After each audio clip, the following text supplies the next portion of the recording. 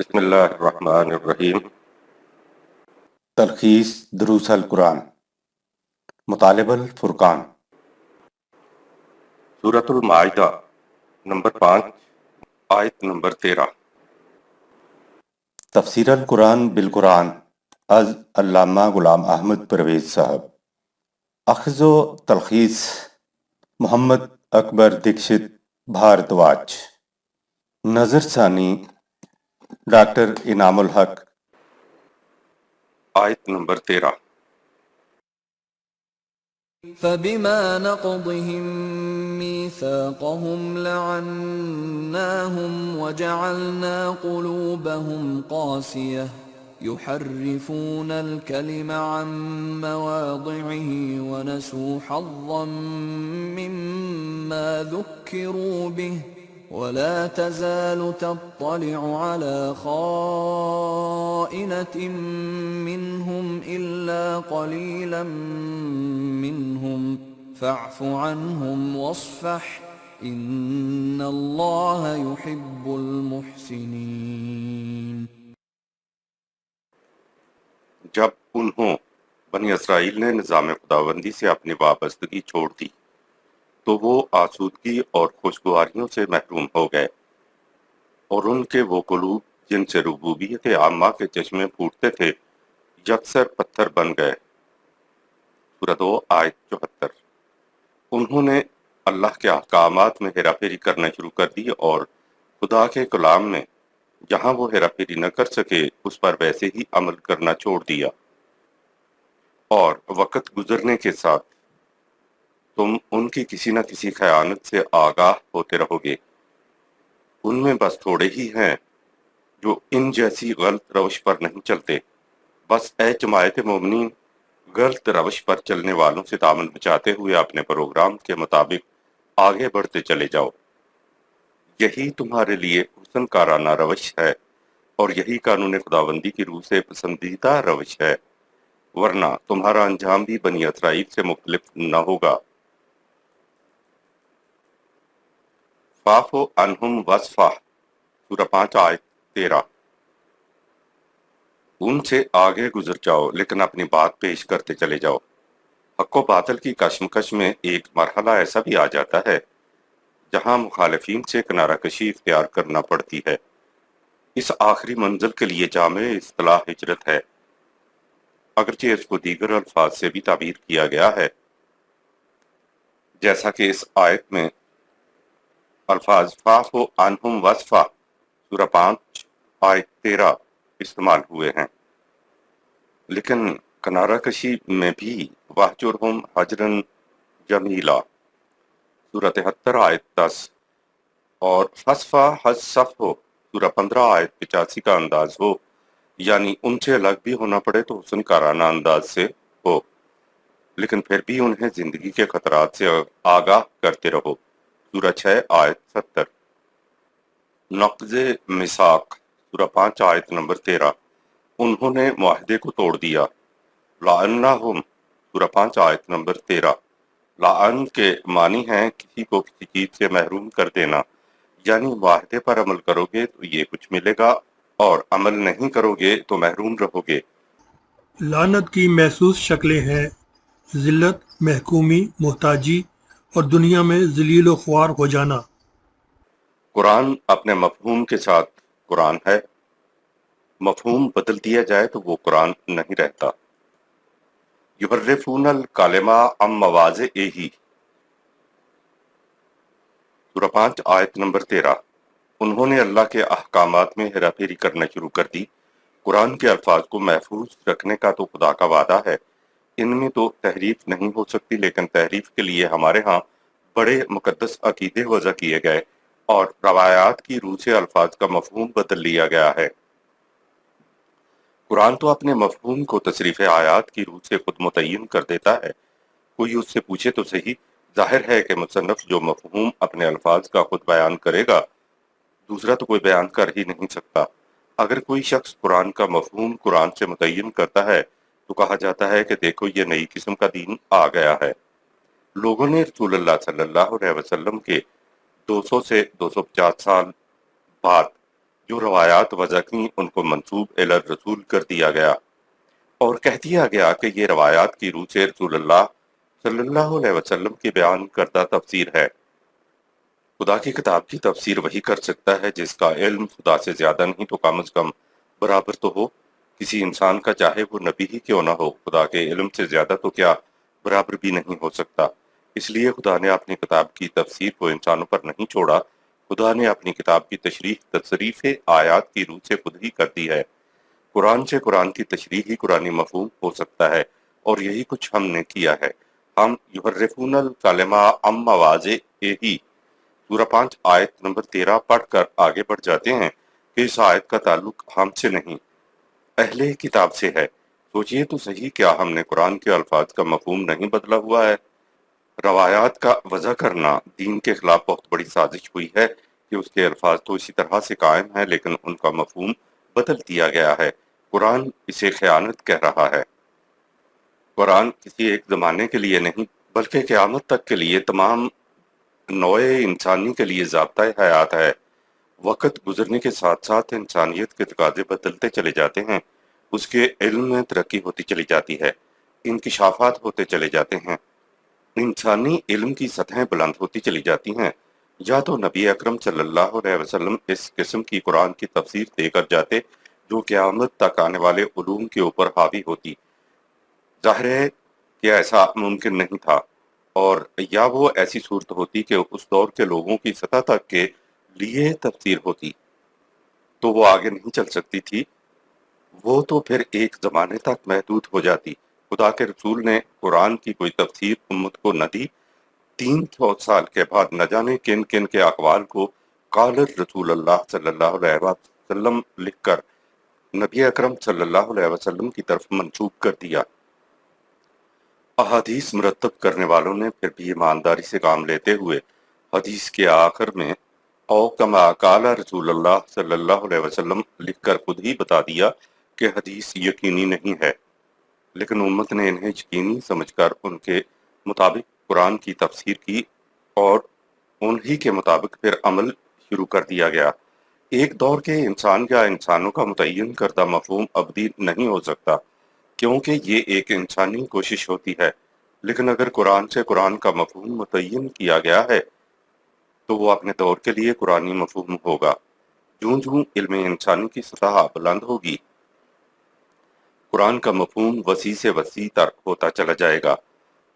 قرآن سے مفہوم اپنے دور کی علمی سطح پر غور و فکر و تدبر و تفکر کرنے سے متعین ہو سکتا ہے، لیکن یہ مفہوم ابدی نہ ہوگا۔ کسی مفہوم کو ابدی قرار دینے سے مفہوم محدود ہو کر رہ جائے گا اور انسانی عقل و فکر جامد ہو کر رہ جائے گی۔ اب ختم نبوت کے بعد معمور من اللہ کوئی نہیں آئے گا۔ ہر دور کے انسان کو اپنے دور کی علمی سطح کے مطابق قرآن کا مفہوم قرآن سے خود متعین کرنا ہوگا۔ جو کچھ قرآن کا مفہوم روایات کے ذریعے متعین کیا جاتا ہے وہ عصر حاضر کے تقاضوں کا ساتھ نہیں دیتا، وہ آزادیاں سلب کرنے کے ساتھ ساتھ انسانی فکر کی صلاحیتوں کو بھی مفلوج کر دیتا ہے۔ آیت نمبر 14۔ وَمِنَ الَّذِينَ قَالُوا إِنَّا نَصَارَىٰ أَخَذْنَا مِيثَاقَهُمْ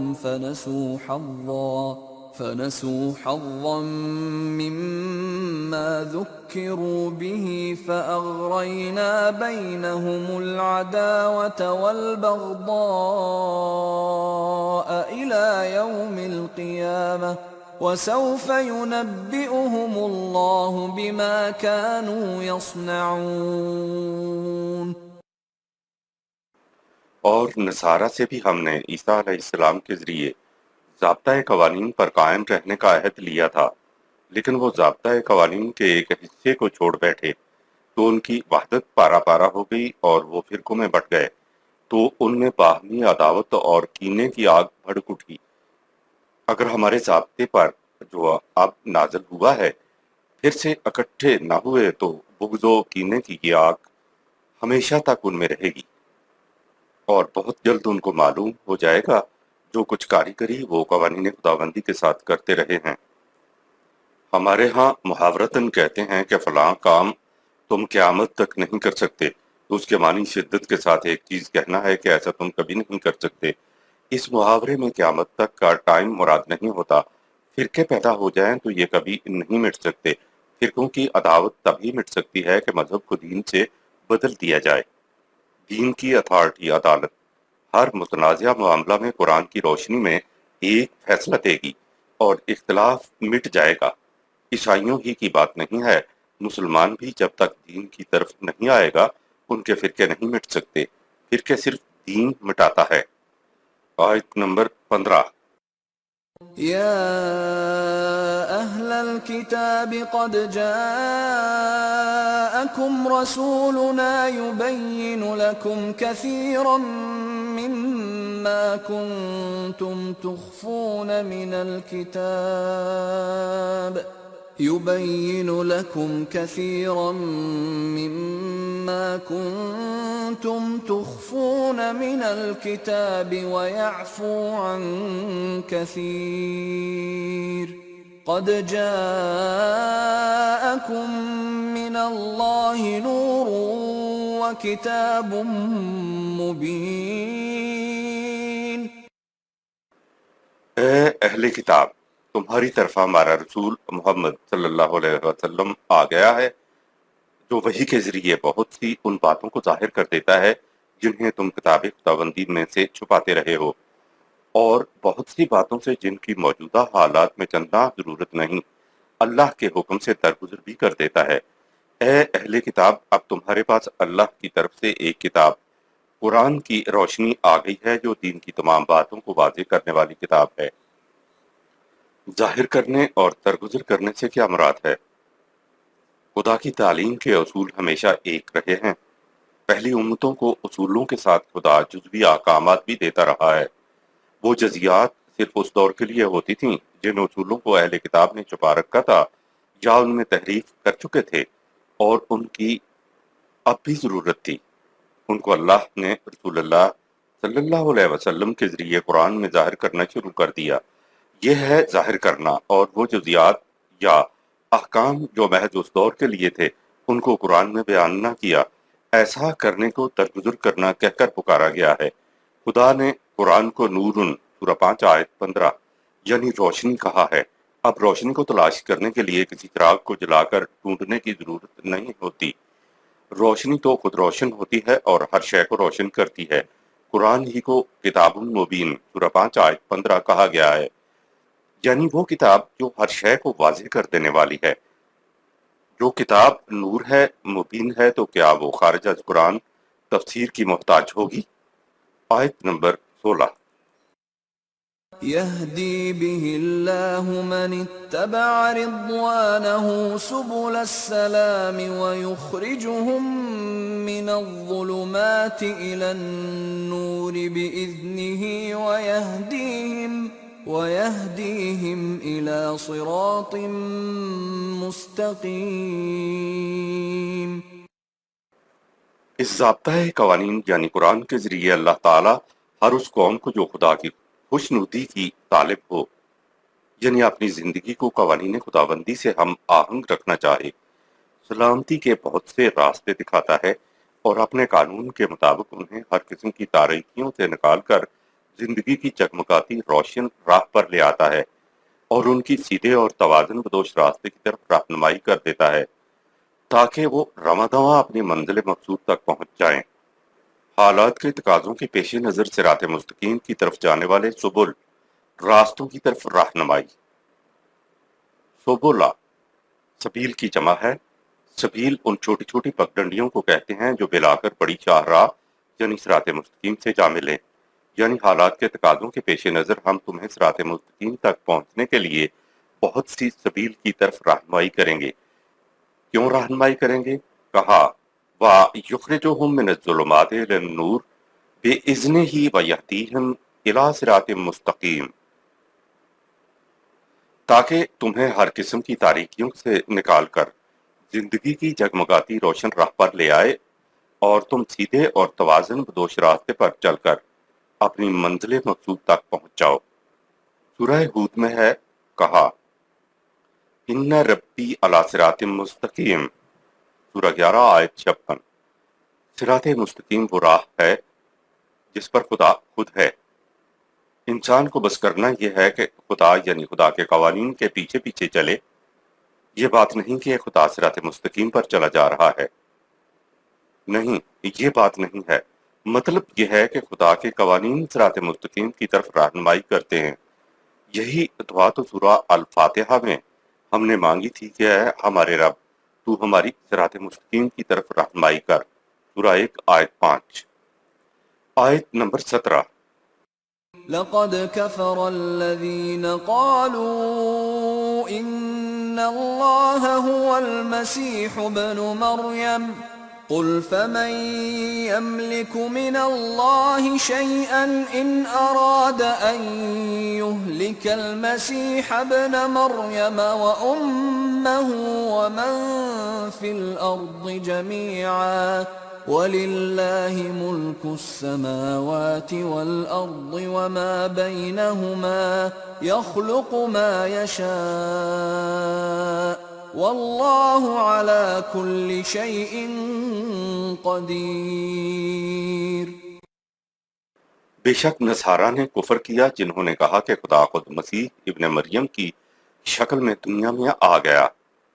اے رسول ان سے کہو اگر اللہ اس کا ارادہ کرتا کہ مسیح اور اس کی والدہ تو ایک طرف کرۂ ارض پر جو کچھ ہے ان سب کو ہلاک کر دے تو کسے اتنی طاقت ہے کہ وہ اس کا ہاتھ روک دیتا؟ کائنات کی پستیوں اور بلندیوں میں اور جو کچھ ان کے درمیان ہے ان سب پر صرف خدا کا اقتدار و اختیار ہے۔ ہر شے کی تخلیق اس کے قانون مشیت کے مطابق ہوتی ہے اور ہر شے پر اسی کا کنٹرول ہے۔ نہ تو کوئی انسان خدا ہو سکتا ہے اور نہ ہی خدا انسانی پیکر اختیار کر کے دنیا میں آیا کرتا ہے۔ خدا کو ہلاک نہیں کیا جا سکتا، لیکن خدا تو اس آیت میں کہہ رہا ہے کہ اگر ہم چاہیں تو مسیح اور اس کی والدہ تو ایک طرف پورے کرۂ ارض پر جو کچھ ہے ان سب کو ہلاک کر دیں اور کسی میں اتنی طاقت نہیں وہ اس کا ہاتھ روک دے۔ اس آیت نے عیسائیوں کے باطل عقیدے کی جڑ کاٹ کے رکھ دی ہے۔ آیت نمبر 18۔ وقالت اليهود والنصارى نحن أبناء الله وأحباؤه قل فلم يعذبكم بذنوبكم بل أنتم بشر ممن خلق يغفر لمن يشاء ويعذب من يشاء وَلِلَّهِ مُلْكُ السَّمَاوَاتِ وَالْأَرْضِ وَمَا بَيْنَهُمَا وَإِلَيْهِ الْمَصِيرُ۔ ان یہود و نصارہ دونوں کا دعویٰ ہے کہ ہم خدا کے محبوب اور اس کی چہیتی اولاد ہیں۔ ان سے کہو اگر ایسا ہی ہے تو خدا تمہیں تمہارے جرموں کی سزا کیوں دیتا رہتا ہے؟ حقیقت یہ ہے کہ تم بھی دوسری مخلوقات کی طرح خدا کے پیدا کردہ انسان ہو۔ اس میں چہیتے اور سوتیلے کی بات نہیں، بلکہ جو قوم بھی قوانین خداوندی کا اتباع کرے گی وہ زندگی کی تباہیوں سے محفوظ رہے گی، اور جو ان کے خلاف چلے گی وہ تباہ و برباد ہو جائے گی۔ ایسا کچھ اسی کے با اختیار قانون کے مطابق ہوتا ہے جس کی روح سے کائنات اور جو کچھ اس میں ہے کا سلسلہ بحسن و خوبی چل رہا ہے، اور کائنات بشمول انسان قدم بقدم اس منزل کی طرف چلے جا رہے ہیں جو خدا نے ان کے لیے مقرر کر رکھی ہے۔ خدا کے قانون کا اطلاق تمام انسانوں پر یکساں ہوتا ہے۔ یہود نے کہا کہ ہم خدا کی چہیتی اولاد ہیں، اس لیے جہنم میں نہیں جائیں گے۔ مسلمانوں نے بھی کہا کہ ہم خدا کے پیارے حبیب صلی اللہ علیہ وسلم کی امت ہیں، ہم اس کی شفاعت کے باعث جنت میں جائیں گے۔ یہ دونوں عقیدے غلط ہیں۔ کہا قل فلما یعذبکم بذنوبکم، سورہ 5 آیت 18۔ ان سے پوچھو قیامت کی بات تو وہاں سامنے آئے گی۔ دنیا کے مصائب، مشکلات، تکالیف، عذاب تمہارے جرائم کے بدلے میں تمہارے ساتھ پیش آتے ہیں تو کہاں گیا چہیتا پن اور کہاں گئی شفاعت؟ کیا اس دنیا میں شفاعت نہیں چلتی؟ بل انتم بشر ممن خلق، سورہ 5 آیت 18۔ تم بھی انسان ہو، باقی بھی انسان ہیں۔ جنہیں کو ہم نے بنایا ہے، تو جو قانون کسی ایک بشر کے اوپر اطلاق ہوگا تو ان پہ بھی اسی قانون کا اطلاق ہوگا۔ یغفر لمن یشاء ویعذب من یشاء، سورہ 5 آیت 18۔ مغفرت اور عذاب خدا کے قانون کے مطابق ہوتا ہے جو کسی قسم کا امتیاز نہیں کرتا۔ آیت نمبر 19۔ يا أهل الكتاب قد جاءكم رسولنا يبين لكم على فترة من الرسل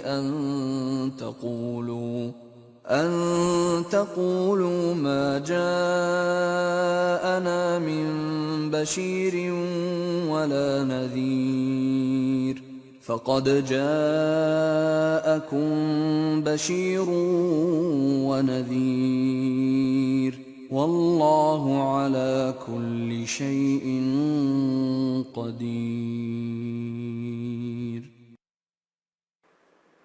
اے اہل کتاب، یہ ہمارا رسول محمد صلی اللہ علیہ وسلم رسولوں کے ایک وقفہ کے بعد جب سابقہ رسولوں کی دعوت کی گرمجوشی دھیمی پڑ چکی تھی، تمہارے لیے ان تمام حقائق کو پھر سے واضح کر رہا ہے جنہیں تم ضائع کر چکے تھے۔ ایسا اس لیے کیا گیا کہ کہیں تم یہ نہ کہو کہ ہمیں زندگی کی خوشگواریوں اور غلط راستے کی تباہیوں سے آگاہ کرنے والا تو ہمارے پاس آیا ہی نہ تھا۔ دیکھ لو، یہ رسول اسی فریضہ انذار و تبشیر کی سر انجام دہی کے لیے آیا ہے اور خدا کے مقرر کردہ پیمانوں کے مطابق آیا ہے۔ فطرتن معنی ہے کسی چیز کی شدت کا مدم ہو جانا، حرارت میں کمی واقع ہو جانا۔ فطرتن من الرسل، ایک رسول اور دوسرے رسول کے درمیان ایک وقفہ۔ یہ فترہ وہ وقت ہے جس دوران دوسرا نبی نہیں آتا تھا۔ ایک رسول کے بعد دوسرا رسول اس وقت آیا کرتا تھا جب سابقہ رسول کی تعلیم ماند پڑ جاتی تھی، اس کی تعلیم میں حرارت و گرمجوشی باقی نہ رہتی تھی۔ اب کسی رسول کے آنے کی ضرورت اس لیے نہیں رہی کہ پوری تعلیم قرآن میں محفوظ ہے۔ جب کوئی قوم چاہے اپنی زندگی میں قرآن کا اتباع کر کے حرارت پیدا کر سکتی ہے۔ انذار کے معنی ہیں قوانین خداوندی کی خلاف ورزی سے جو تباہی واقع ہوگی اس سے قبل از وقت آگاہ کر دینا۔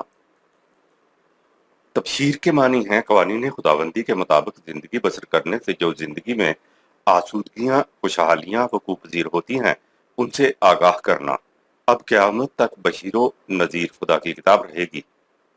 آیت نمبر 20۔ وَإِذْ قَالَ مُوسَى لِقَوْمِهِ يَا قَوْمِ اذْكُرُوا نِعْمَةَ اللَّهِ عَلَيْكُمْ إِذْ جَعَلَ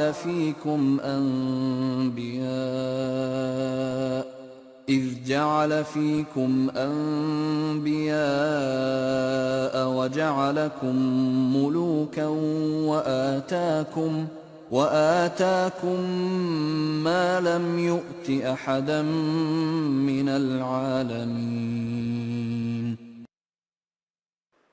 اور یاد کرو جب موسیٰ نے اپنی قوم بنی اسرائیل سے کہا تم انعامات خداوندی کو ہمیشہ پیش نگاہ رکھو کہ اس نے تم میں انبیاء پیدا کیے اور تمہیں صاحب اقتدار و مملکت بنایا اور تمہیں وہ کچھ بخشا جو اس زمانے کی کسی اور قوم کے حصے میں نہیں آیا تھا۔ آسمانی رہنمائی کے مطابق اجتماعی زندگی بسر کرنے سے نعمائے خداوندی ارزاں ہو جاتی ہیں۔ اذ جعل فیکم انبیاء، سورہ 5 آیت 20۔ اس نے تم میں انبیاء پیدا کیے اور تمہیں آسمانی رہنمائی عطا کی۔ روشنی کا مل جانا ایک نعمت ہے، لیکن روشنی تو اسے ہی فائدہ دے سکتی ہے جو اپنی آنکھوں کو کھلا رکھے، یعنی قوانین خداوندی کے مطابق اپنی زندگی بسر کرے۔ لیکن یہ زندگی انفرادی طور پر بسر نہیں ہو سکتی، اس لیے آگے ہے وَجَعَلَكُمْ مَلُوكًا وَآتَاكُمْ مَا لَمْ يُؤْتِ أَحَدًا مِّنَ الْعَالَمِينَ، سورہ 5 آیت نمبر 20۔ تمہیں صاحب اقتدار بنایا تاکہ تم ایک نظام تشکیل دے کر نظام کی اجتماعی زندگی بسر کرو۔ جب آسمانی رہنمائی اور اقتدار اکٹھے ہوں اور تمہاری زندگی ایک نظام کے تحت بسر ہو تو نتیجے میں تمہیں وہ کچھ ملے گا جو اس زمانے کی کسی اور قوم کے حصے میں نہیں آیا ہوگا۔ اگر آسمانی رہنمائی کے ساتھ بعد میں قوت نہیں رہے تو یہ مذہب بن کر محض وعظ اور نصیحت بن کر رہ جاتا ہے۔ اور جو نعمہ ملی ہوئی ہوتی ہیں وہ چھن جایا کرتی ہیں۔ حضرت موسیٰ علیہ السلام اپنے قوم کو مصر سے فرعون کی غلامی سے نجات دلا کر ان کو سینا کی وادیوں میں لے گئے۔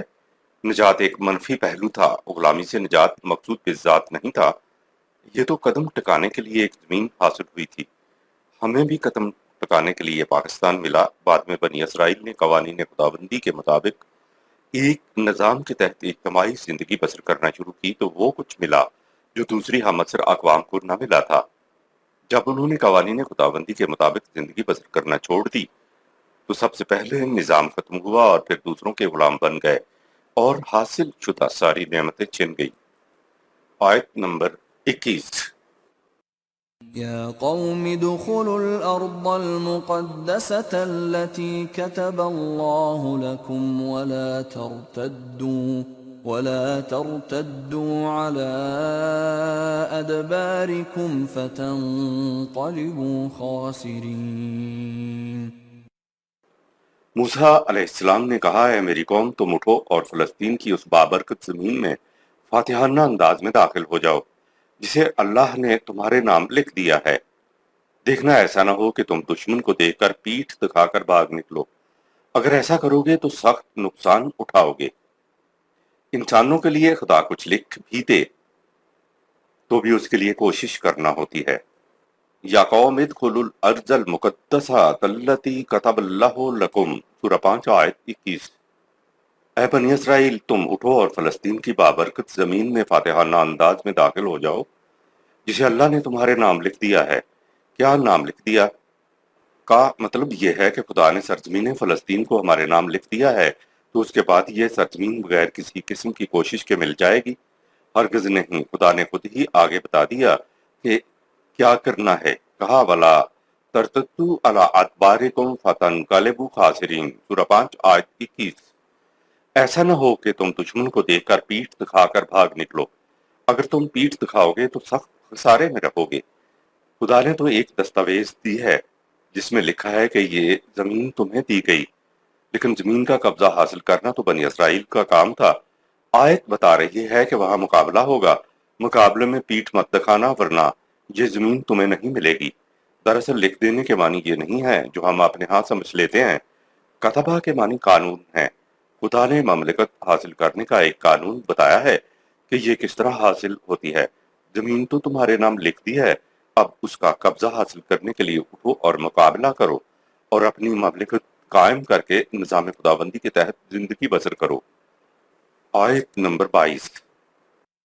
قالوا يا موسى إن فيها قوما جبارين وإنا لن ندخلها حتى يخرجوا منها فإن يخرجوا منها فإنا داخلون۔ جواب میں موسیٰ علیہ السلام کی قوم بولی، اے موسیٰ، اس ملک میں تو بڑے زبردست لوگ بستے ہیں، جب تک یہ لوگ اس ملک سے نکل نہ جائیں ہم وہاں قدم نہیں رکھیں گے۔ اگر یہ لوگ وہاں سے نکل جائیں تو پھر ہم شوق سے وہاں داخل ہوں گے۔ قومن جبارین، قوت رکھنے والی قوم۔ جبر ایک قوت کا نام ہے، اگر یہ ظالم کی کلائی مروڑنے کے لیے استعمال ہو تو مستحسن ہے، اور اگر قوت مظلوم کے سینے میں خنجر گھونپنے کے لیے استعمال ہو تو یہ مذموم ہے۔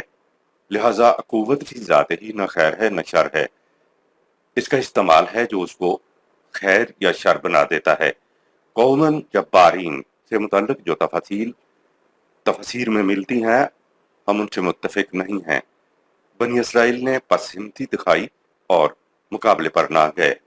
وہ کہتے تھے کہ وہ زمین جب ہمارے نام لکھ دی ہے تو پھر وہاں کے لوگوں سے قبضہ بھی خدا دلوائے، ایسا نہیں ہوا کرتا۔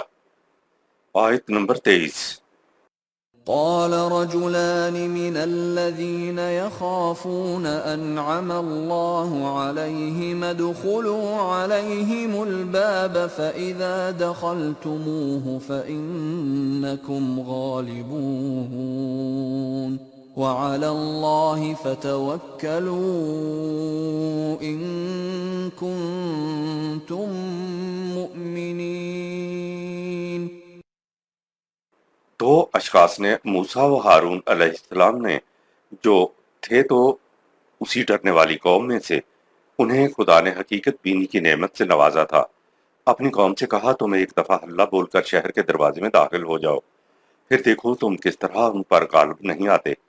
جن لوگوں کا اللہ پر ایمان ہو وہ اس طرح ہمت نہیں ہارا کرتے، وہ اللہ کے قانون کی محکمیت پر پورا بھروسہ رکھتے ہیں۔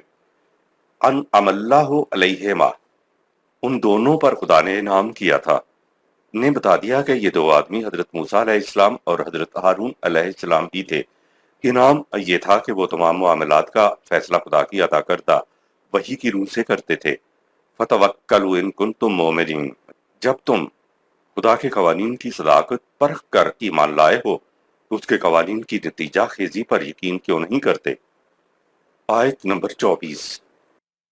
قالوا يا موسى إنا لن ندخلها أبدا ما داموا فيها فاذهب أنت وربك فقاتلا إنا هاهنا قاعدون۔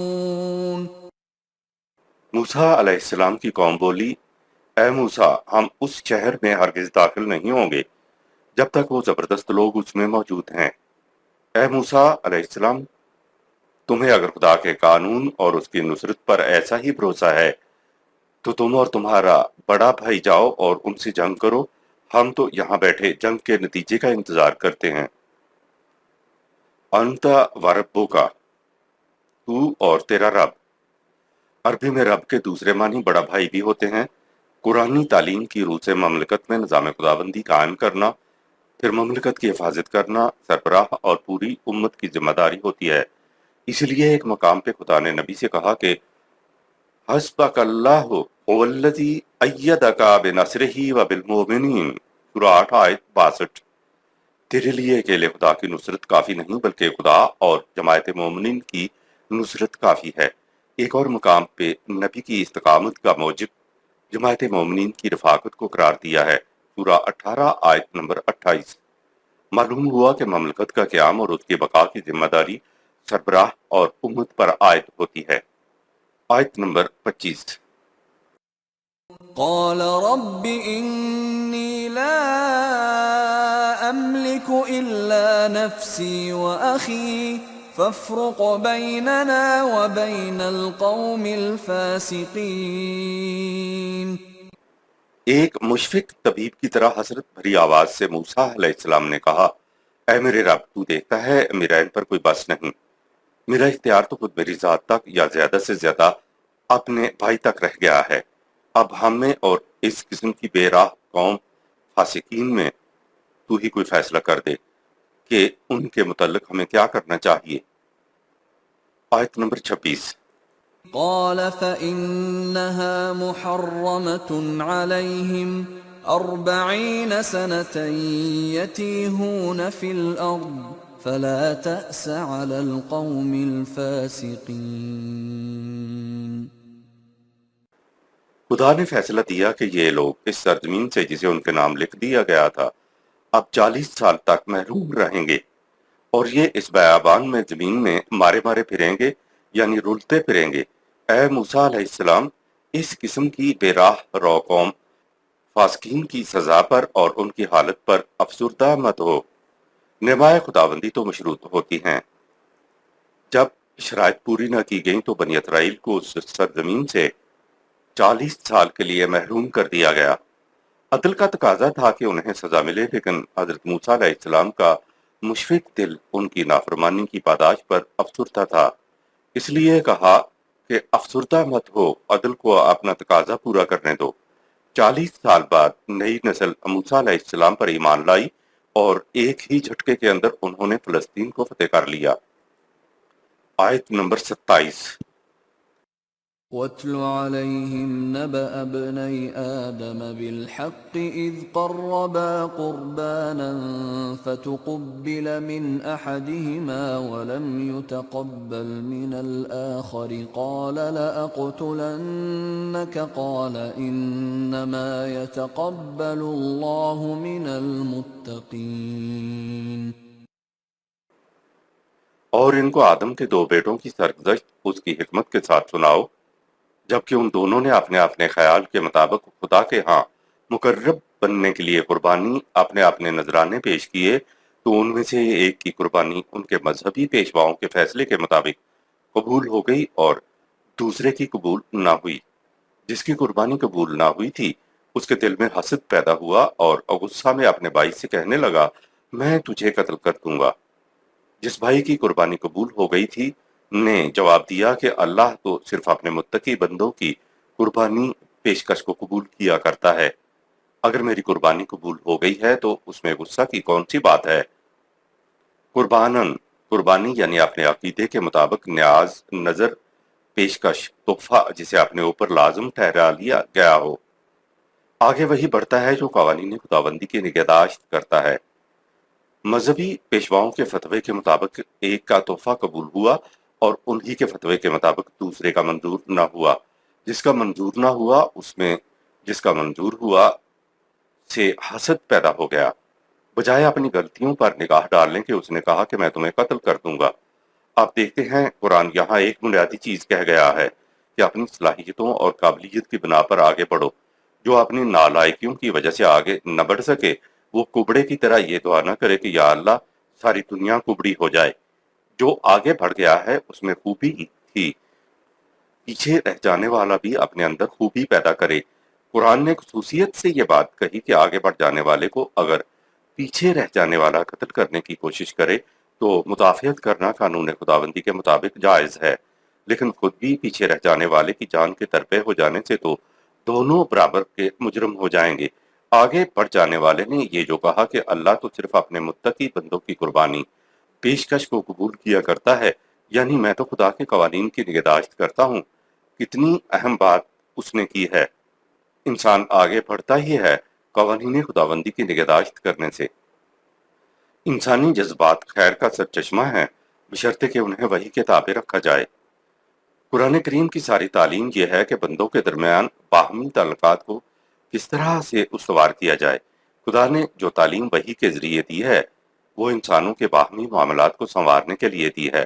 اس کی رہنمائی میں زندگی بسر کرنے سے سب سے پہلے انسان کی اپنی ذات سنورتی ہے، اور پھر جب دوسرے انسانوں سے معاملات پڑھتے ہیں تو انسانوں کے باہمی معاملات سنورتے ہیں۔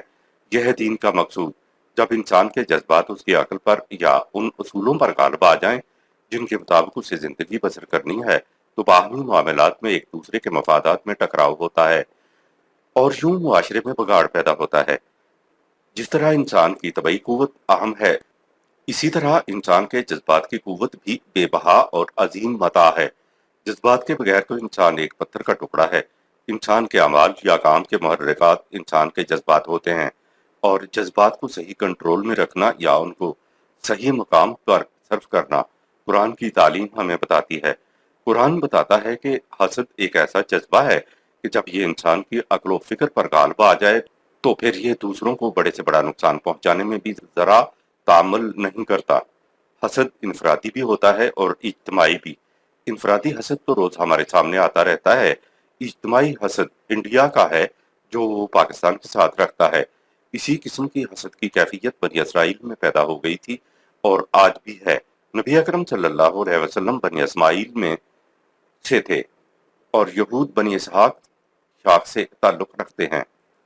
رسول اللہ صلی اللہ علیہ وسلم سے یہودیوں کی ساری مخالفت اور ان کے مذموم عزائم حسد کی بنا پر تھے کہ نبوت بنی اسماعیل میں کیوں چلی گئی۔ قرآن بتاتا ہے کہ انسانی زندگی بڑی قیمتی ہے، اسے یوں ہی ضائع نہیں کر دینا چاہیے۔ حسد تخریب انسانیت کے لیے زہر کا کام کرتا ہے، اس پہ کنٹرول رکھنا چاہیے۔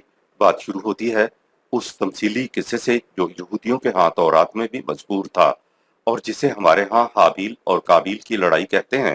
قرآن کریم کا ایک انداز یہ ہے کہ جو چیزیں کسی قوم میں تمثیلاً چلی آ رہی ہوں وہ انہیں بیان کرتا ہے اور پھر اس سے جو نتیجہ نکالتا ہے وہ اس کے کسی بڑے اصول کے اوپر مبنی ہوتا ہے۔ حابیل اور قابیل کی قربانی کی حقیقت۔ تورات نے آدم کے متعلق یہ تصور دیا کہ وہ سب سے پہلا انسان تھا جسے خدا نے مٹی سے پیدا کیا۔ یہ تصور تورات کا ہے، قرآن کا نہیں ہے۔ قرآن نے آدم کے دو بیٹوں کے نام نہیں بتائے، محرف تورات سے یہ نام لیے گئے ہیں، اور تورات میں یہ افسانہ درج ہے۔ آدم کی جگہ آدمی کا لفظ آپ لے لیں تو ساری بات صاف ہو جاتی ہے۔ یہ دو انسانوں کا قصہ ہے، کسی آدمی کے دو بیٹوں کا قصہ ہے۔ عربی زبان میں آدم کہا گیا تو اسی کو ہمارے ہاں آدمی کہا جاتا ہے۔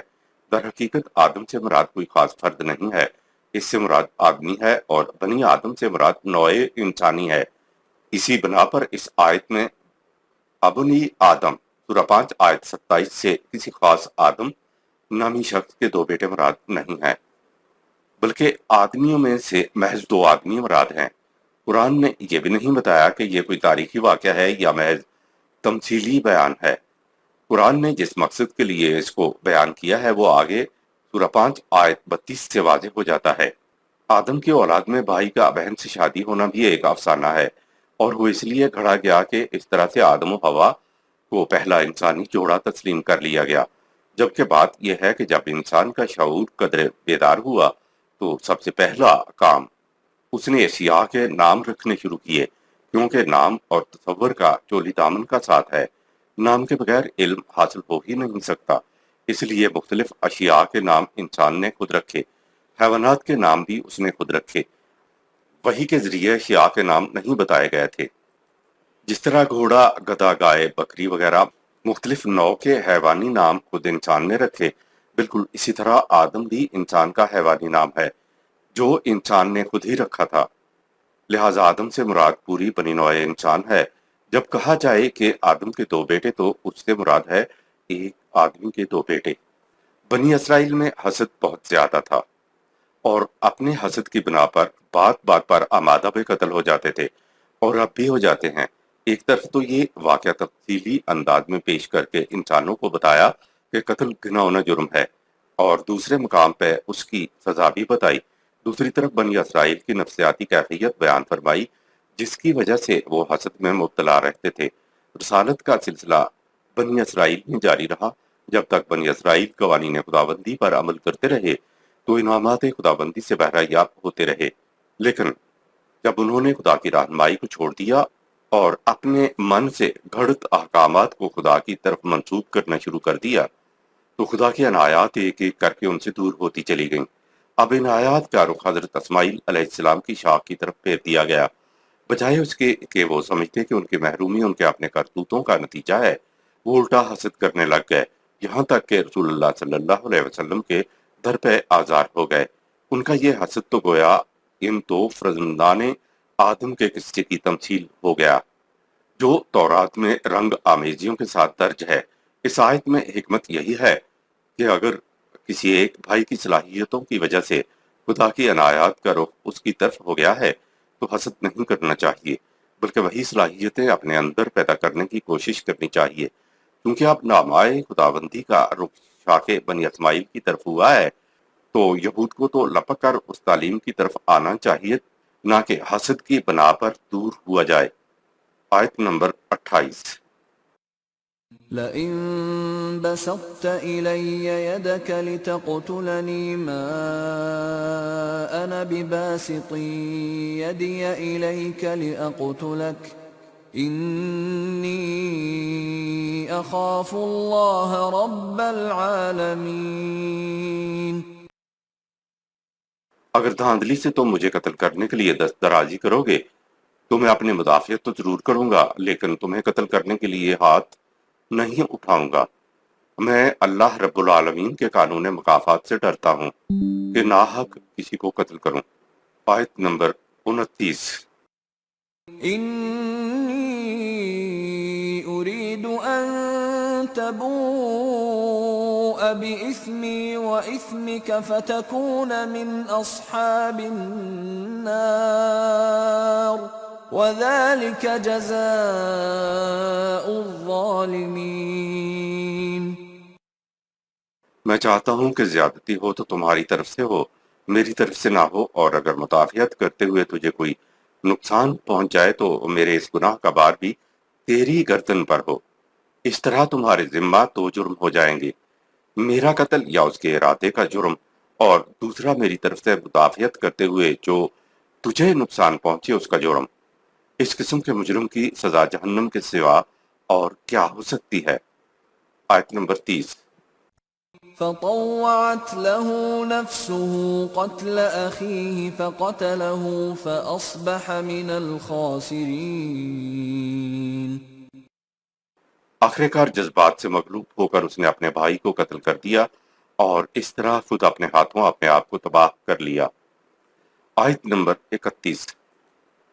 فبعث الله غرابا يبحث في الأرض ليريه كيف يواري سوءة أخيه قال يا ويلتى أعجزت أن أكون مثل هذا الغراب فأواري سوءة أخي فأصبح من النادمين۔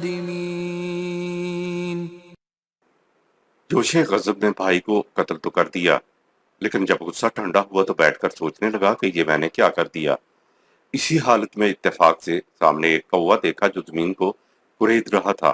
کوے کی اس حرکت سے اس کا خیال اس طرف منتقل ہو گیا کہ کوا مجھ سے گویا یہ کہہ رہا ہے کہ اگر تم نے اپنے بھائی میں اپنے خیال کے مطابق کوئی برائی دیکھی بھی تھی تو اس پر یوں مغلوب الغضب ہونے کی بجائے اسے چھپاتے، پردہ پوشی کی کوشش کرنی چاہیے تھی۔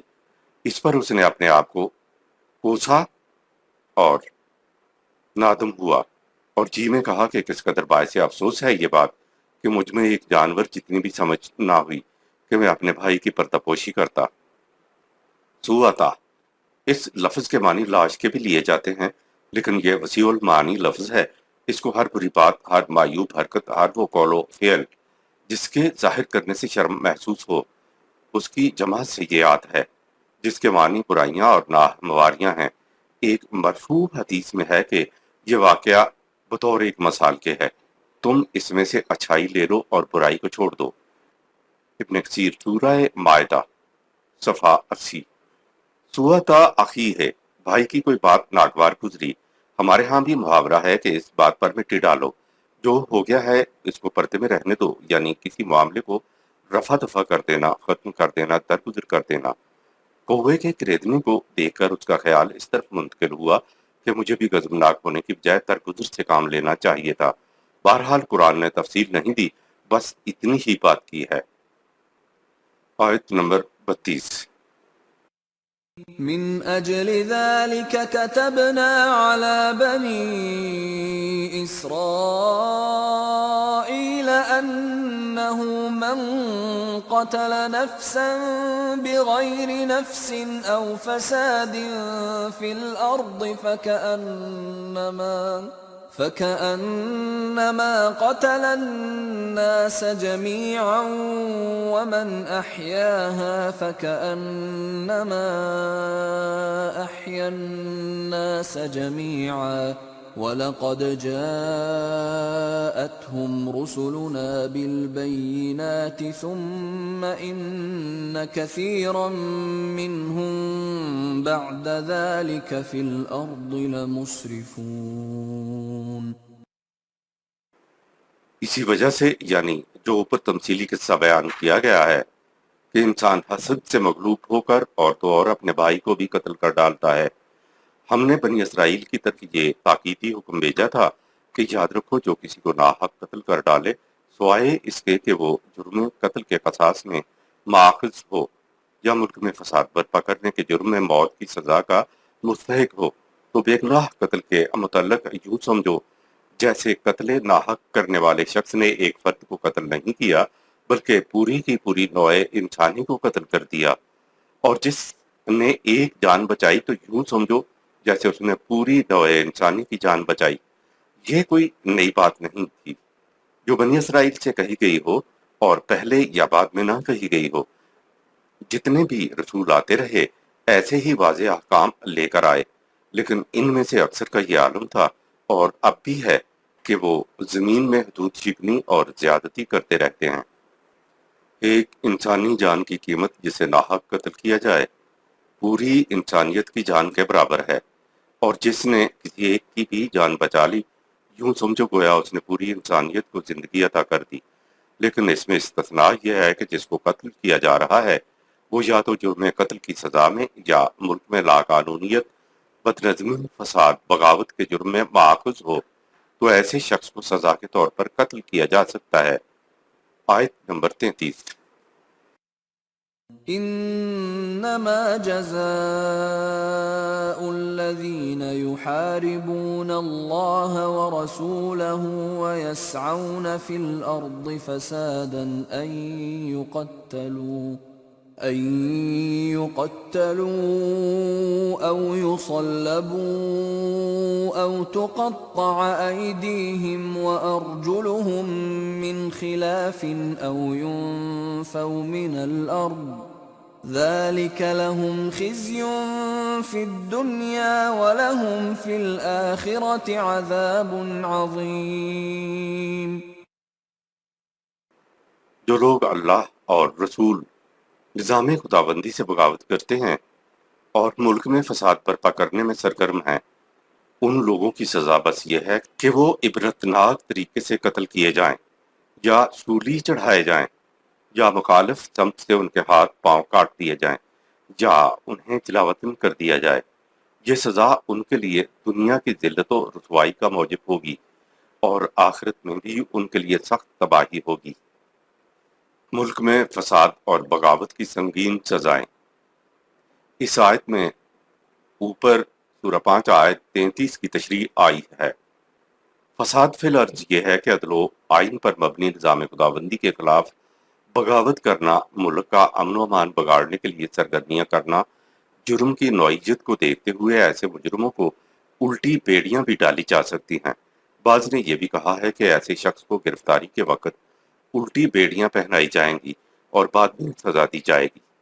مندرجہ بالا سزائیں فساد فی الارض کی سزائیں ہیں، لیکن ملک کے حالات کے پیش نظر ان میں سے جو مناسب سزا سمجھی جائے دی جا سکتی ہے۔ نیز جلاوطن کرنے کی بجائے مجرم کو نظر بند کر کے عام مراد سے بھی محروم کیا جا سکتا ہے۔ جب نظام صالح قائم ہو جائے تو قطع نظر اس کے کہ وہ چھوٹے پیمانے پر قتل و غارت گری اور راہ زنی اور ڈکیتی کی حد تک ہو یا بڑے پیمانے پر نظام کے الٹنے اور اس کی جگہ کوئی فاسد نظام قائم کر دینے کے لیے ہو۔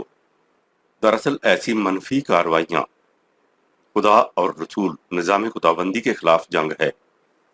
ایک فرد کی ناحق جان کو تلف کر دینا اتنا بڑا جرم تھا گویا پوری انسانیت کو اس نے تلف کر دیا۔ اگر مملکت کے اندر لا قانونیت، لا لیسنس پھیلا دی جائے تو اس سے کتنی ہی جانیں ناحق تلف ہو جائیں گی، کسی کی آبرو عزت محفوظ نہ رہے گی۔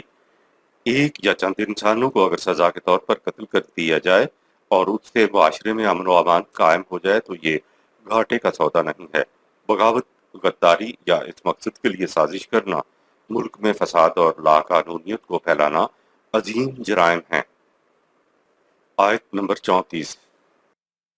إِلَّا الَّذِينَ تَابُوا مِن قَبْلِ أَن تَقْدِرُوا عَلَيْهِمْ فَاعْلَمُوا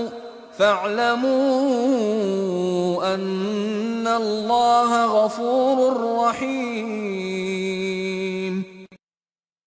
لیکن جو لوگ اس فساد فی الارض کی روش سے از خود باز آ جائیں، اس سے پہلے کہ تم جد و جہد کے بعد ان پر قابو پالو، تو اس حقیقت کو فراموش نہ کرو کہ قانون خداوندی کی روح سے ایسے لوگ سزا سے بھی محفوظ رکھے جا سکتے ہیں اور انہیں عام سہولتوں سے بھی محروم نہیں کیا جا سکتا۔ سورہ 5 آیت 32 کی مزید تشریح کرتے ہوئے گنجائش بتائی گئی کہ اگر بغاوت کرنے والے یا فساد پھیلانے والے گرفتاری سے پہلے اپنی حرکتوں سے باز آ جائیں تو ایسے لوگوں کو سزا اور عام سہولتوں کی محرومی سے محفوظ رکھا جا سکتا ہے۔ لیکن اگر وہ بدستور اپنی منفی کارروائیاں جاری رکھیں تو ان کی سرکوبی کے دوران کچھ تو مارے جائیں گے، اور جن کو ہتھیار ڈالنے سے قبل گرفتار کیا جائے گا، یعنی جن کے لیے بھاگنے کا کوئی راستہ نہ بچا، تو ان پر سورہ 5 آیت 33 کی سزائیں لاگو ہوں گی۔ اگر مغلوب ہونے سے قبل اس نے ہتھیار رکھ دیے ہیں تو اس کو معاف کیا جا سکتا ہے۔ آیت نمبر 35۔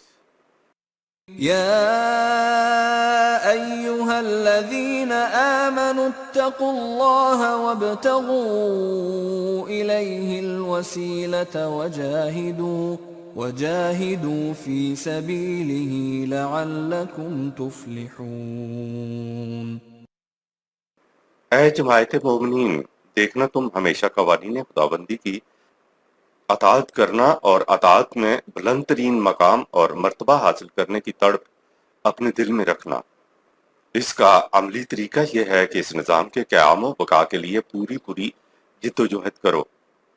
اس طرح تم اس مقصد میں کامیاب ہو سکتے ہو. تصوف کے عقیدہ وسیلہ کی قرآن کریم سے تائید نہیں ملتی. اس آیت کو بنیاد بنا کر کہا جاتا ہے کہ وسیلے کے بغیر تو خدا تک پہنچا ہی نہیں جا سکتا. تک پہنچنے کا تعلق تو دو محسوس چیزوں کے ساتھ ہوتا ہے، جبکہ خدا تو غیر محسوس ہے، تو پھر اس تک پہنچنے کا کیا مطلب؟ خدا کا ہم سے اور ہمارا خدا سے تعلق اس کے قوانین کے ذریعے ہے. اس کے علاوہ خدا کے ساتھ کسی قسم کا تعلق ہم جوڑ ہی نہیں سکتے. عربی زبان میں وسیلہ درجے کو، منزلت کو، مقام کو، پوزیشن کو اور ارتقاء کو کہتے ہیں. وابتغوا علیہ الوسیلۃ، سورہ 5 آیت 35.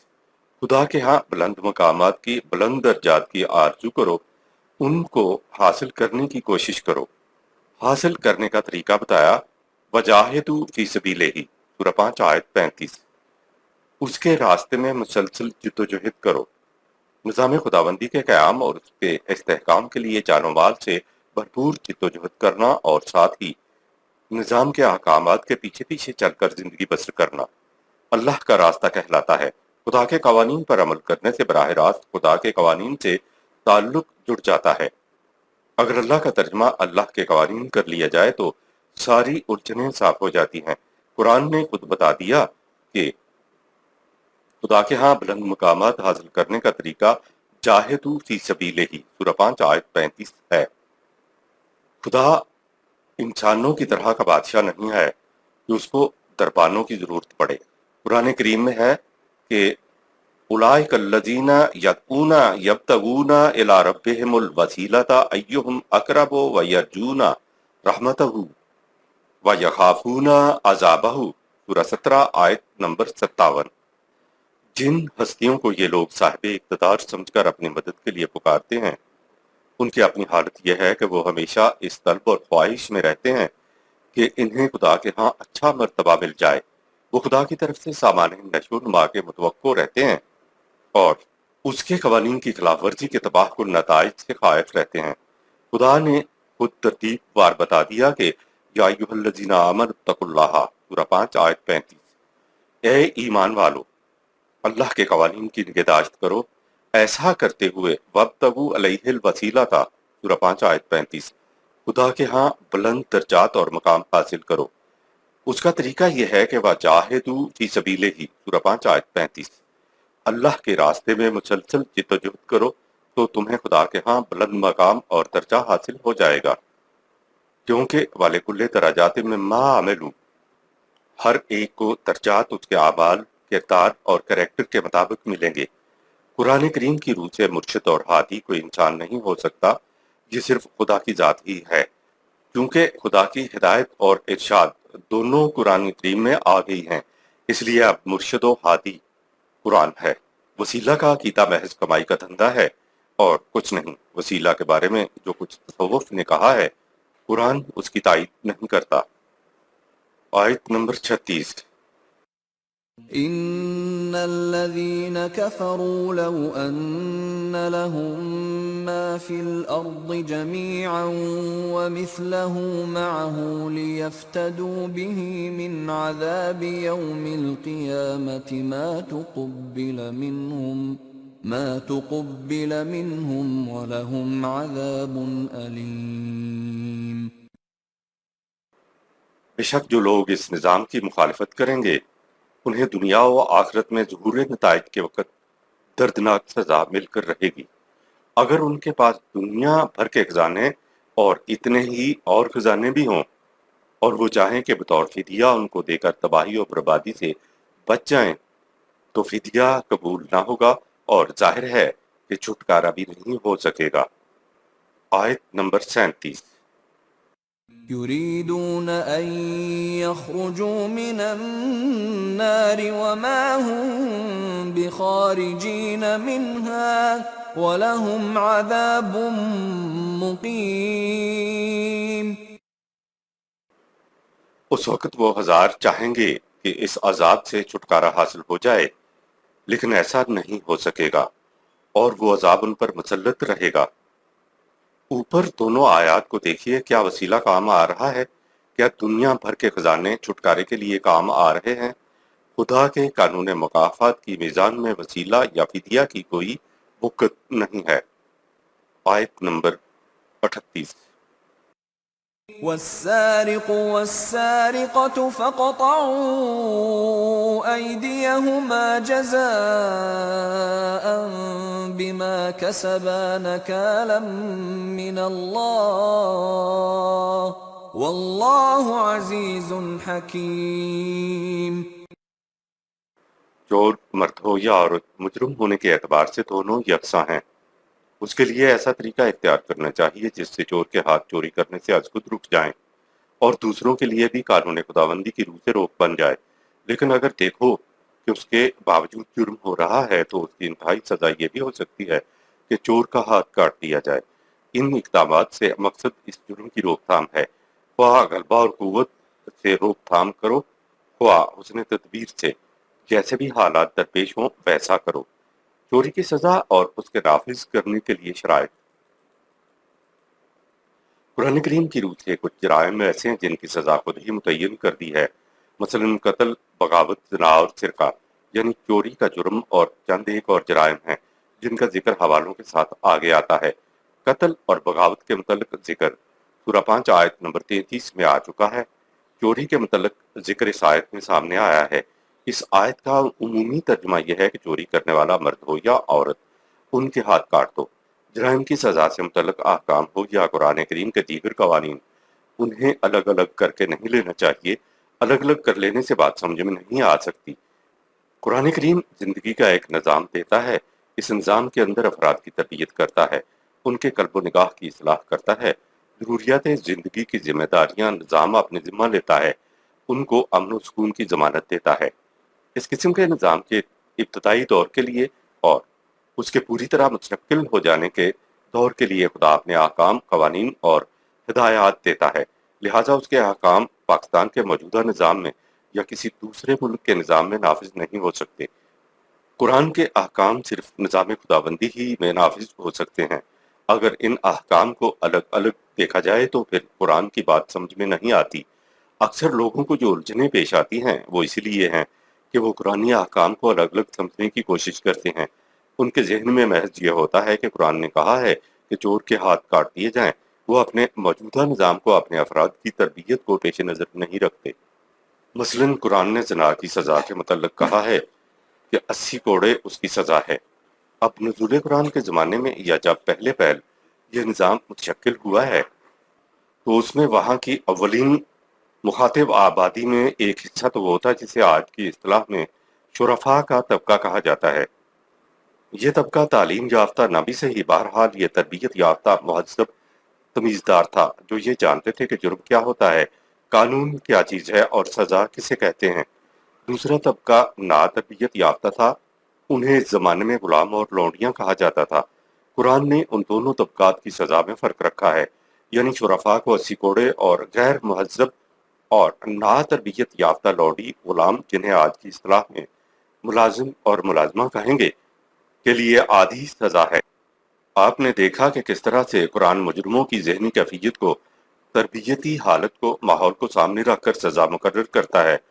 ان کے برعکس نثار نبی صلی اللہ علیہ وسلم، یعنی نبی اکرم صلی اللہ علیہ وسلم کے گھرانے کی خواتین کے متعلق کہا کہ تم عام خواتین جیسی نہیں ہو، اگر تم سے کوئی جرم سرزد ہوا تو تمہیں عام شرفاء کی سزا سے دگنی سزا دی جائے گی۔ دیکھا آپ نے قرآن کس طرح سے تربیت کو ملحوظ خاطر رکھ رہا ہے، یعنی افراد یا طبقات کی جو ذہنی کیفیت ہے، نفسیاتی کیفیت ہے، جس ماحول میں وہ زندگی بسر کر رہے ہیں، اس کو سامنے رکھ کر ایک ہی جرم کی مختلف سزائیں تجویز کرتا ہے۔ لہٰذا قرآن کے کسی حکم کو اس کے نظام کی تدریج کو سزا سے الگ ہٹا کر نہیں لینا چاہیے۔ زیر نظر آیت میں سرقہ یعنی چوری کی سزا سامنے آئی ہے کہ فَاقْطَعُوا أَيْدِيَهُمَا سورہ 5 آیت 38، چور مرد ہو یا عورت ان کے ہاتھ کاٹ دو۔ پہلی بات تو یہ ہے کہ قرآن نے چوری کے قانون کی تعریف خود نہیں دی ہے۔ قانون دان حضرات جانتے ہیں کہ قانون کی بنیاد اس پہ ہے کہ اس کی پہلے تعریف کو متعین ڈیفائن کیا جائے، تعریف ڈیفینیشن میں بتایا جائے کہ اس سے قانوناً مقصود کیا ہے۔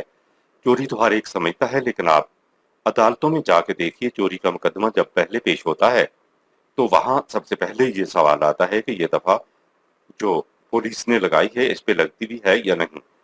دفعہ نہیں لگتی کہ کیا معنی ہوتے ہیں؟ یہ کہ چوری کی تعریف میں یہ جرم آتا بھی ہے یا نہیں۔ اگر جرم تعریف پر پورا نہیں اترتا تو مجرم بری ہو جاتا ہے۔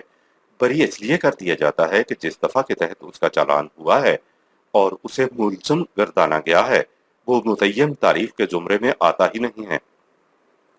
ایسے حالات میں پھر دوبارہ پولیس کو اس کے دوسرے جرم کے تابع مجرم گرداننا پڑتا ہے۔ تو جرم کی تعریف بڑی ضروری ہے، اور جرم کی تعریف حالات کے مطابق بدلنے والی شے ہے۔ چوری کی تعریف کرنا قرآن نے اسلامی مملکت کے اوپر چھوڑ دیا ہے کہ وہ اپنے اپنے زمانے میں جب اس اصول کے تابع ضمنی یا جزئی قوانین متعین کریں تو وہ اپنے کوڈ میں، اپنے ضابطۂ قوانین میں چوری کی قانونی تعریف متعین کریں کہ سرقہ قانوناً کسے کہتے ہیں۔ مثلاً سابقہ دور کے ہماری فقہ میں سرقہ کی تعریف ڈیفینیشن یہ ہے کہ کوئی دوسرا شخص کسی کا محفوظ مال اس کی رضامندی کے بغیر اٹھا لے جائے۔ فقہ کی اس تعریف میں ایک سقم ہے۔ مثلاً باپ بیٹے نے مل کر ایک مکان میں نقب لگائی، اس کے بعد باپ الگ ہو گیا اور بیٹا اندر جا کے مال اٹھا لایا۔ پولیس نے چوری کے جرم کا چالان کر دیا، مال ان کے پاس موجود ہے، موقع پہ گرفتار ہوئے ہیں۔ اب ان کو مجرم ثابت کرنے کے لیے کسی اور چیز کی ضرورت نہیں ہے۔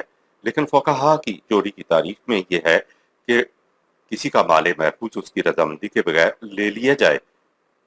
باپ نے عدالت میں کہا کہ میں نے نقب لگائی، اور نقب لگانا تو چوری نہیں ہے، وہ اس نقطہ پر چوری کے جرم سے الگ ہو گیا۔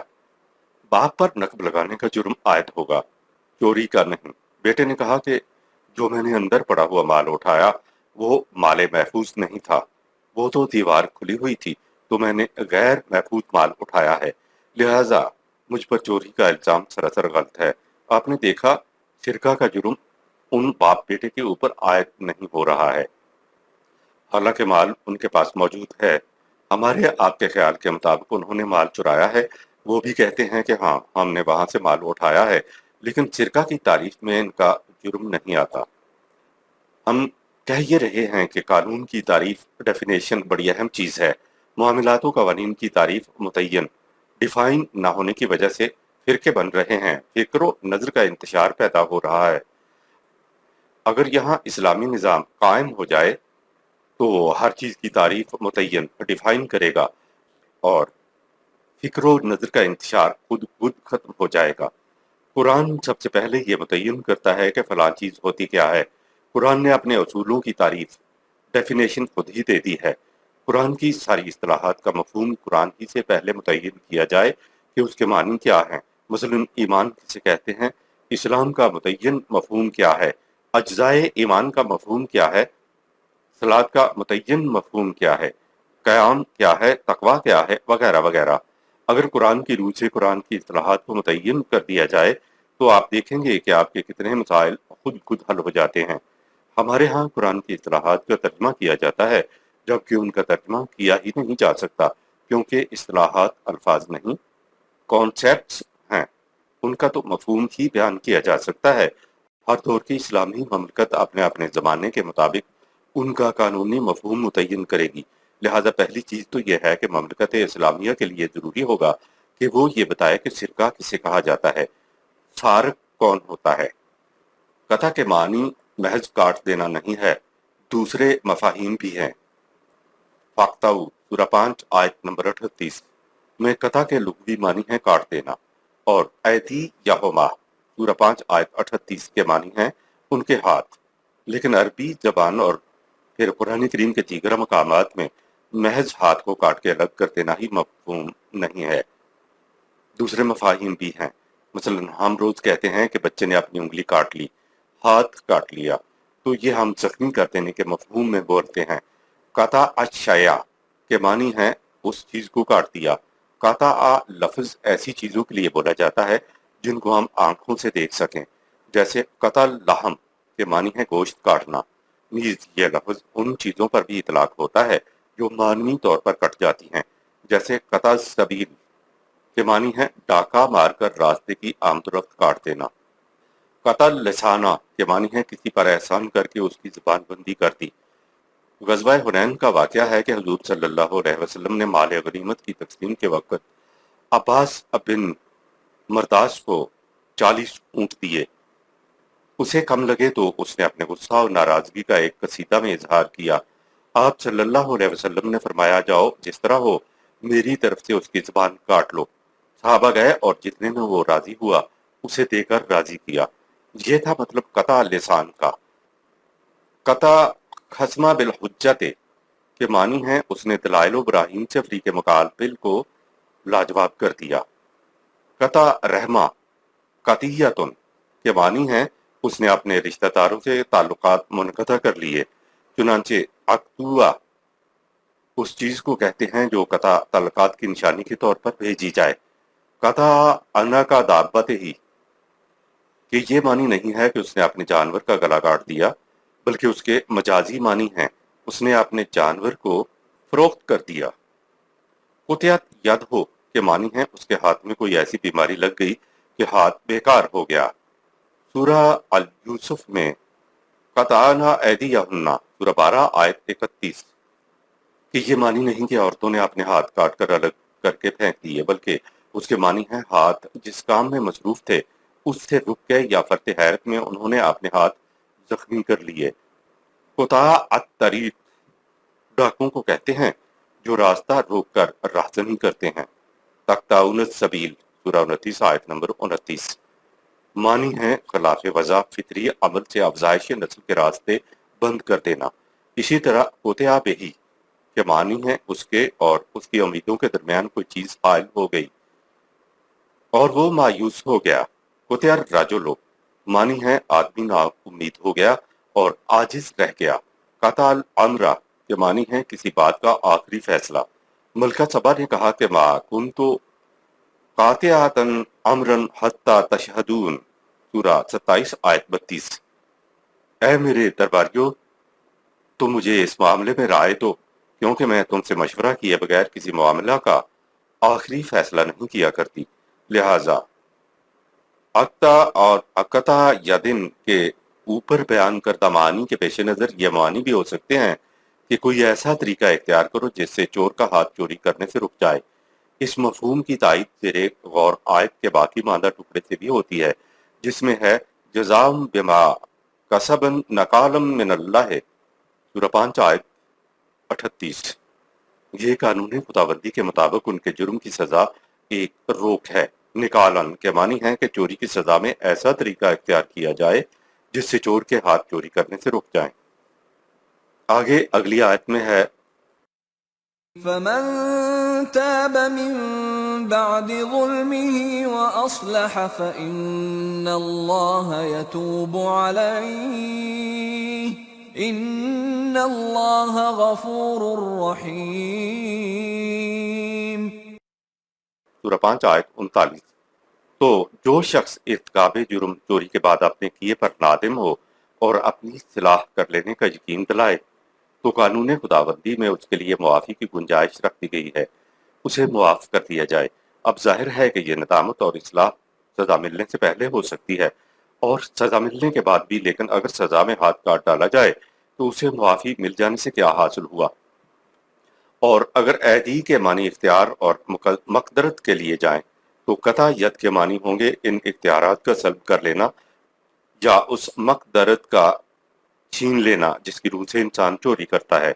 اس میں چوری کے علاوہ ہر قسم کی خیانت بھی آ جاتی ہے، البتہ انتہائی سزا یعنی ہاتھ کاٹ کر جدا کر دینے کی سزا بھی دی جائے گی تو صرف اور صرف اسلامی معاشرہ اور اسلامی نظام میں، اور وہ بھی عادی مجرم کو، جیسا کہ اوپر درج سورہ 5 آیت 39 سے ظاہر ہوتا ہے۔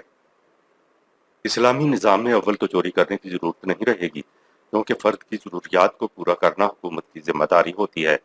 سزا دینے کی بنیادی شرط یہ ہے کہ اس جرم کا ارتکاب اسلامی معاشرہ میں کیا جائے۔ قطع ید کی تشریح قرآن نے کر دی کہ نکالم من اللہ ہے، سورہ 5 آیت 38۔ نکال کے معنی ہی روک ہوتا ہے۔ یہ خدا کی طرف سے روک پیدا کرنے کے لیے ایک بات کہی گئی ہے۔ روکنے کے لیے مملکت سوچے کہ کیا کیا اقدامات کرنے چاہیے، کیا کیا تدابیر اختیار کرنی چاہیے کہ روک پیدا ہو جائے۔ اس روک کے لیے آپ سب سے پہلے تو نظام لوگوں اور ان کے بچوں کے رزق کی ذمہ داری اٹھائے گا۔ نکالم من اللہ ہے، سورہ 5 آیت 38 میں سب چیزیں آ جائیں گی تاکہ چور کے ہاتھ چوری سے رک جائیں۔ چند مثالیں جن میں حالات کے پیش نظر چور کے ہاتھ نہیں کاٹے گئے۔ حضور صلی اللہ علیہ وسلم نے چوری کے جرم کی سزا کے طور پر مجرم کے ہاتھ نہیں کاٹے، حتیٰ کہ ایک روایت کے مطابق ایک مجرم نے 4 مرتبہ جرم کا ارتکاب کیا، لیکن حضور صلی اللہ علیہ وسلم نے درگزر فرمایا۔ ظاہر ہے کہ یہ فیصلے بتقاضائے حالات کیے گئے ہوں گے۔ اسی طرح حضرت عمر فاروق رضی اللہ تعالی عنہ نے قحط کے زمانے میں روٹی یا غلے کی چوری کو سرقہ قرار نہیں دیا تھا، کیونکہ نظام سب کی ضرورت قحط کی وجہ سے پوری کرنے سے قاصر تھا۔ اونٹ کی چوری کرنے والے ملازمین کو سزا دینے کے بجائے ملازمین کے مالک کو سزا دی، کیونکہ مالک ملازمین کو پیٹ بھر کر کھانا نہیں دیتا تھا۔ سورہ 5 آیت 38 کے آخر میں خدا کی 2 صفات عزیز اور حکیم ہیں، جن کا مطلب یہ ہے کہ چوری کے جرم کو قوت اور حکمت دونوں سے روکو۔ اسی سورہ 5 آیت 33 میں جرم بغاوت کی 4 متبادل سزاؤں کا ذکر ہے، یعنی نمبر 1 قتل، نمبر 2 تسلیب، نمبر 3 قطع دست و پا اور نمبر 4 قید یا جلاوطنی۔ متبادل سزاؤں سے مراد ہے کہ جرم کی نوعیت اور حالات کو سامنے رکھ کر جو سزا مناسب سمجھی جائے اس کا نفاذ کیا جائے۔ جرم زنا کی سزا 100 کوڑے ہیں، سورہ 24 آیت 2، لیکن لونڈی کی سزا نصف ہے، سورہ 4 آیت 25۔ اور اگر بفرض محال نبی کی بیویوں یا اہل خانہ سے اس جرم کا ارتکاب ہو جاتا تو سزا دگنی تھی، سورہ 33 آیت نمبر 30۔ اس کے علاوہ جرم بغاوت کی سزا میں قید یا جلاوطنی بھی شامل ہے۔ اگر بغاوت جیسے سنگین جرم کی سزا ہاتھ پاؤں کاٹ دینا نہیں، بعض حالات میں قید کی سزا بھی کافی سمجھی جاتی ہے، تو چوری کے جرم کے متعلق یہ کیوں تصور کر لیا جائے کہ اس کی سزا ہاتھ کاٹ کر الگ پھینک دینے کے سوا اور کچھ نہیں۔ ان امور کے فیصلے اسلامی مملکت کی مرضی پر چھوڑ دیے گئے ہیں کہ قرآن کی حدود میں رہتے ہوئے حالات اور جرم کی نوعیت کے مطابق قوانین وضع کرے۔ قرآن نے خود حالت بھوک کی شدت کے اضطرار میں زندگی بچانے کی حد تک حرام کھانے کی اجازت دی ہے۔ حضرت عمر رضی اللہ تعالی عنہ نے اس سے استنباط کیا اور نوکروں کو سزا نہ دی، اور قحط کے زمانے میں چوری کی سزا ملتوی کر دی تھی۔ ہاتھ کاٹ کر الگ کر دینے کی سزا کی ضرورت کب پڑے گی؟ قرآن ایک معاشرہ قائم کرتا ہے جس کا دعویٰ ہوتا ہے کہ نحن نرزقکم و ایاہم، سورہ 6 آیت 151، ہم تمہیں رزق بھی دیں گے اور تمہاری اولاد کو بھی۔ ہر فرد معاشرہ کی بنیادی ضروریات بہم پہنچانے کی ذمہ داری حکومت پر ہوتی ہے۔ ہر شخص کو اس کی بنیادی ضروریات زندگی بطور حق ملتی چلی جاتی ہیں، کوئی شخص ان سے محروم نہیں رہتا۔ اگر کسی کی ضرورت رکی رہ جائے تو وہ عدالت میں ارباب نظم و نسق کو مجرم کے کٹہرے میں کھڑا کر سکتا ہے۔ آپ سوچئے کہ جب معاشرہ میں یہ حالت ہو جائے کہ کوئی محروم و محتاج نہ ہو، کوئی مفلس اور غریب نہ ہو، کوئی بھوکا نہ ہو، کوئی ننگا نہ ہو، تو حکومت کی طرف سے ایسے اقدامات نکالم من اللہ، سورہ 5 آیت نمبر 38، نظام خداوندی کی طرف سے روک کے زمرے میں شمار ہوں گے، جس کی وجہ سے لوگ چوری سے رک جائیں گے۔ لیکن اس کے بعد اگر کوئی شخص کسی دوسرے کی چیز کو چرائے تو پھر حکومت ہاتھ کاٹ دینے کی سزا دے سکتی ہے۔ نظام خداوندی فوراً پکڑ کر چور کے ہاتھ نہیں کاٹ دیتا، وہ پہلے نکالم من اللہ، سورہ 5 آیت 38 کے اقدامات کرتا ہے۔ نظام خداوندی میں کسی کے پاس ضرورت سے زائد ہوتا ہی نہیں۔ ضرورت بھر چیز میں سے کسی نے چرا لیا ہے تو یہ ہوا کسی کو اس کی ضرورت سے محروم کر دینے کی ہوس، یہ ہوا سرقہ، چوری، اور یہ سزا نظام خداوندی میں اس وقت نافذ ہوگی جب نظام اعلان کرے کہ نحن نرزقکم و ایاکم، سورہ 6 آیت 151، ہم تمہیں بھی رزق دیں گے اور تمہاری اولاد کو بھی۔ حدود اللہ، قتل اور قصاص کے لیے دیکھیے سورہ 2 آیات 178-179۔ نمبر 2، قتل عمد اور قتل خطا کے لیے دیکھیے سورہ 4 آیات 92-93۔ نمبر 3، بغاوت اور فساد کے لیے دیکھیے سورہ 5 آیت نمبر 33۔ نمبر 4، چوری کے لیے دیکھیے سورہ 5 آیات 38-39۔ نمبر 5، زنا کے لیے دیکھیے سورہ 24 آیت 2۔ نمبر 6، مبادیات زنا کے لیے دیکھیے سورہ 4 آیت 15۔ نمبر 7، شریف ذاتیوں سے چھیڑ چھاڑ کے لیے دیکھیے سورہ 33 آیات 60-61۔ نمبر 8، تہمت تراشی کے لیے دیکھیے سورہ 24 آیات 4-5۔ یہ سب جرائم وہ ہیں جن کی سزا خود خدا نے مقرر کر دی ہے، جو قیامت تک غیر متبدل رہیں گی۔ بہرحال حدود کو نافذ کرنے کے لیے شرائط و جزیات کو نظام خداوندی باہمی مشاورت سے متعین کرے گا۔ یہ جزیات و شرائط تبدیل نہ ہوں گی۔ ہر دور کا اسلامی نظام اپنے حالات کے مطابق جزیات کو متعین کر سکے گا۔ تعزیرات، جن جرائم کی سزا قرآن نے مقرر نہیں کی، ان کی سزا بھی نظام خداوندی قرآن کی حدود میں رہتے ہوئے باہمی مشاورت سے متعین کرے گا۔ نظام کے باہمی مشاورت سے متعین کردہ سزاؤں کو تعزیرات کہتے ہیں۔ لہٰذا نمبر 1، اسلامی حکومت حدود اللہ کے متعلق باہمی مشاورت سے ضروری شرائط و جزیات و تعریف ڈیفینیشن متعین کرے گی اور اپنے زمانے کے حالات کے مطابق سزائیں تعزیرات بھی وہی مقرر کرے گی۔ کسی زمانے کی حکومت کی طے شدہ تعزیرات مستقبل میں آنے والی حکومت کے لیے لازمی نہیں کہ وہ ان پر عمل کرے۔ ابدیت صرف حدود اللہ اور قوانین خداوندی کو حاصل ہے۔ انسانوں کے وضع کردہ یا مرتب کردہ قوانین و جزیات و تعریف کو غیر متبدل قرار نہیں دیا جا سکتا۔ نمبر 2، یہ بات پیش نظر رہے کہ اسلامی قوانین اور اسلامی حکومت کی طے شدہ تعزیرات اسلامی معاشرہ یا اسلامی نظام میں ہی نافذ ہونے کے لیے ہیں۔ غیر اسلامی حکومت ان حدود اللہ اور تعزیرات کو نافذ کر بھی دے تو بھی وہ اسلامی حکومت نہیں بن جاتی، بلکہ غیر اسلامی نظام میں حدود اللہ اور تعزیرات وحشیانہ نظر آئیں گی اور ممکن العمل بھی نہیں ہوں گے۔ اسلامی قوانین غیر اسلامی معاشرہ یا نظام میں سودمند ہیں ہی نہیں۔ آیت نمبر 39۔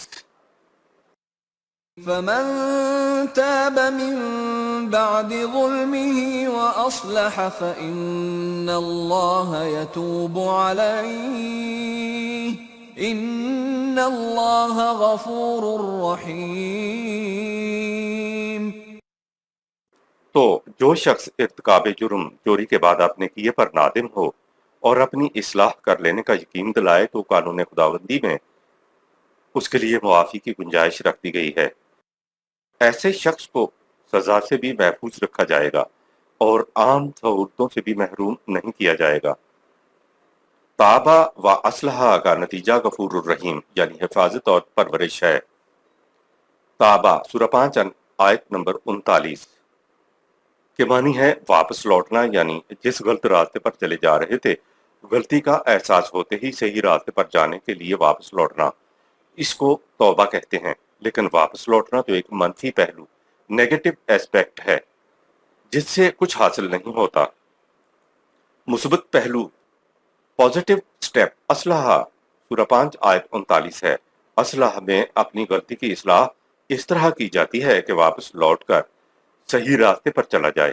قرآن کریم میں تاب و اصلاح ساتھ ساتھ آتے ہیں۔ تاب و اصلاح کا نتیجہ بتایا فَإِنَّ اللَّهَ يَتُوبُ عَلَيْهِ سورہ 5 آیت 39۔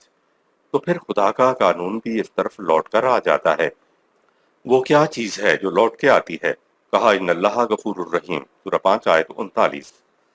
غفور تو حفاظت ہے اور رحیم سزا سے بچنا ہے۔ غفور یعنی حفاظت تو منفی پہلو، نیگیٹو ایسپیکٹ ہے، اس سے کچھ حاصل نہیں ہوا۔